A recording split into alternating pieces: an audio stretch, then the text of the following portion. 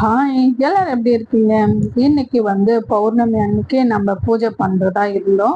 அந்த பூஜை தான் 2வது முறையா பண்றோம். லாஸ்ட் டைம் நம்ம பௌர்ணமிக்கு பண்ணியிருந்தோம். இது அடுத்த மாசமான ஐப்பசி மாத பௌர்ணமிக்கும் நம்ம பூஜை பண்ணிட்டு வந்துட்டு இருக்கோம்.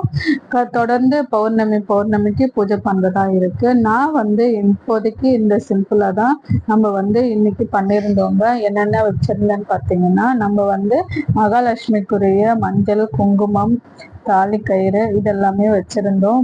வெத்தலை பாக்கு, ரொம்ப சிம்பிளா செய்யணும்னா இதெல்லாமே வச்சுதான் நான் பண்ணியிருந்தேங்க. இதை விட இன்னும் நல்லா கிராண்டா பண்ணணும் அப்படின்னு நீங்க நினைச்சீங்கன்னா நம்ம வீடியோல கீழே லிங்க் கொடுக்குறேன். கண்டிப்பா நீங்க அதையும் செக் பண்ணிட்டு பாருங்க.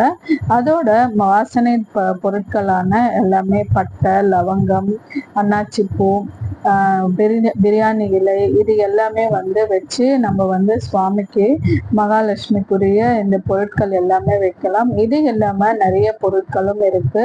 தாமரை விதை, இந்த மாதிரி நிறைய பொருட்கள் மகாலட்சுமிக்கு இருக்குங்க.